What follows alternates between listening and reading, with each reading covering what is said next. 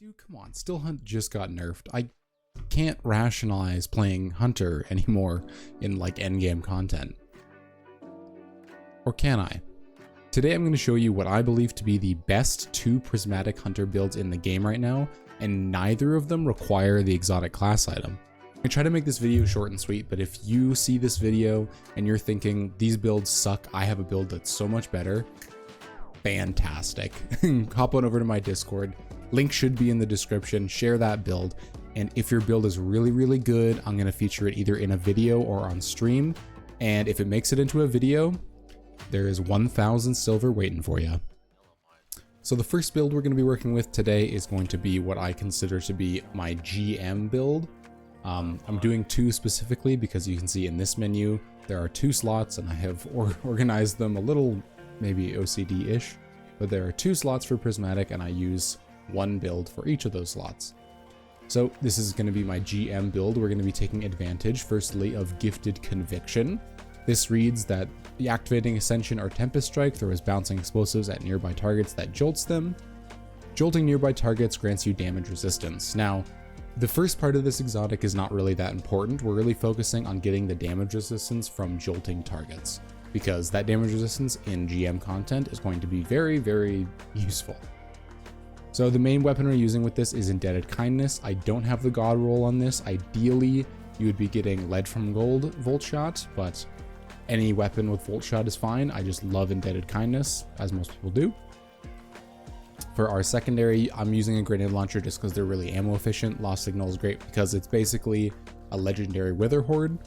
If you need something to stun barriers or overloads, you can use a hand cannon for overloads, and I would consider the better option being a pulse rifle for barriers. I'm running Microcosm as my heavy option because it's just really good for damage. For our subclass, there are multiple options we can run with this. You might immediately want to run Arc Bolt Grenades with Facet of Dominance, and while that is a viable option, I prefer using some crowd control and some weaken options on this build so that we can help our Indebted Kindness get more value. So firstly, obviously, we're going to be running Ascension. Now, it's going to jolt nearby enemies, which is fantastic for giving us those resist stacks. We're also using Stylish Executioner. Now, I've seen a lot of people use Winter Shroud here. To be fair, slowing targets does increase our class ability regeneration, which will allow us to get Ascension off way more often, and that is a great combo. However, I find killing those jolted targets and becoming invisible from them actually is a lot more useful in higher end content. Invisibility is just really, really strong, and you're going to be doing a lot of jolting anyway. And with Marksman Dodge equipped with the lowest cooldown for any class ability in the game, you're going to be getting your class ability up often anyway. Now, if you really, really want even more damage resistance, you should go with Threaded Spike, which is going to sever enemies that it hits, which I believe lowers their damage by about 40%, so that's fantastic. But currently, I'm actually using Snare Bomb. And the reason for this is because both Weaken and Disorient are extremely strong in endgame content. They help you get kills faster, which means we can jolt more often. And if we're not running a disorienting grenade launcher, there's also that. I'm currently using Duskfield Grenade just to help with some crowd control. And for our super, I usually shift for our super between Silence and Squall and Shadow Shot or Deadfall, whatever. These are both fantastic supers for their own reasons. For our fragments, we're going to be using Facet of Protection just to get a little more damage resistance. We're going to be using Facet of Purpose, either to give us Frost Armor or to give us Void Overshield, depending on our equipped super. We're going to be doing Facet of Hope, which is while we have an elemental buff, our class ability regenerates a lot more quickly, and this is extremely easy to come by, especially since our class ability recharges so fast, even without Winter Shroud equipped. Facet of Dawn to give us Radiant on melee hits, and then finally Facet of Balance because it is just really, really good. The content you're seeing above me, I believe, is a solo master Nightfall, and with this build, I'm not going to say it was a breeze by any chance, but it was definitely easy to do solo. Here are the mods that I have out here. So obviously we're running 2 specials, so we're going to need a Special Ammo Finder, an Arc Siphon, Impact Induction, Bolstering Detonation, and Focusing Strike just helps us get that ability energy back a little faster. Arc Reserves for Indebted Kindness, 2 resists of your choice. We have Recuperation, just because We're going to be really nearby targets, so we might want that healing. Absolution, just to get our cooldowns down a little faster. Arc Scavenger for Indebted Kindness again. We have Reaper, which does proc on Ascension. Utility Kickstart, once again, to get our class ability back a little faster. And we're prioritizing Resilience and Discipline.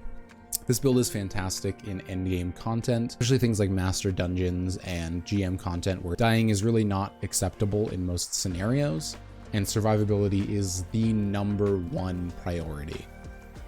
This build is fantastic for endgame content like GMs and Master Dungeons, but the build that I primarily use for raids and dungeons is this one. And this is for activities that aren't really reliant on survivability and more damage. And immediately you'll see the Celestial Nighthawk and you'll see the Still Hunt and think, oh, 43, I've seen this a million times.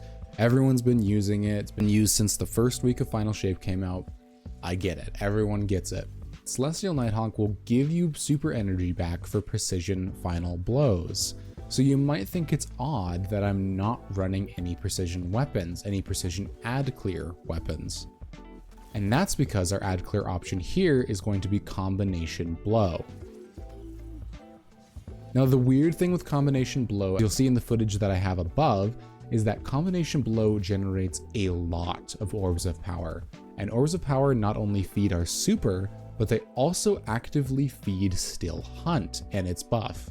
Say that this is a fantastic synergy to always have both your super and your golden gun shot up for every damage phase is an understatement.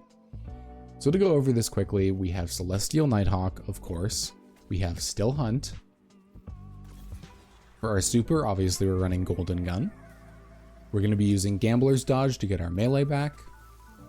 We're going to be using Combination Blow, which is going to heal us and do a lot of damage and loop into Gambler's Dodge. We're going to be using Stylish Executioner, which is going to have survivability nearby targets.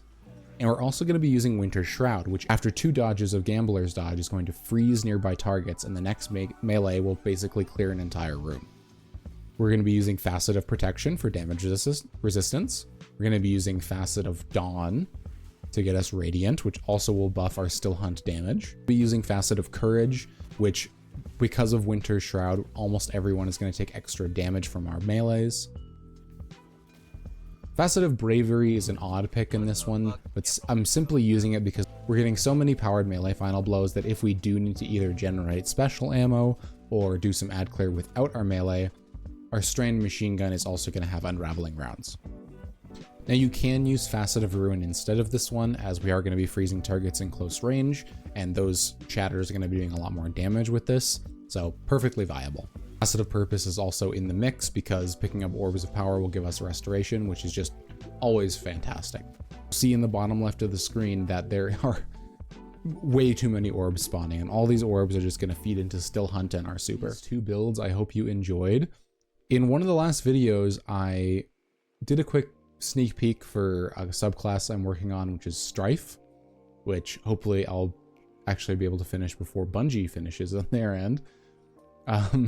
Regardless of that, Strife is a new subclass in a certain way, but really I think Prismatic has opened up the doors for something new. I'd like to think of Strife as more of a damage type than a complete subclass. Personally, I'm calling it subclass 4.0, but that sounds a little extreme. The full suite of Strife elemental abilities, supers, perks, verbs, whatever, will be rolled into subclass 4.0, or what I am also calling Giga Prismatic. Basically, I'm going to have one video that outlines Strife, and then one video after that that's going to outline how Strife works with subclass 4.0, and how we're going to eventually roll every single aspect, fragment, ability into one subclass, so that truly you can finally utilize everything together. The build crafting game is going to be insane. That's all for this video. Once again, if you have builds of your own, there is a reward for how good they are if you submit them in the Discord, also the comments. If one of them is really, really good and I end up trying it either on stream or in another video, there's 1,000 silver for you waiting.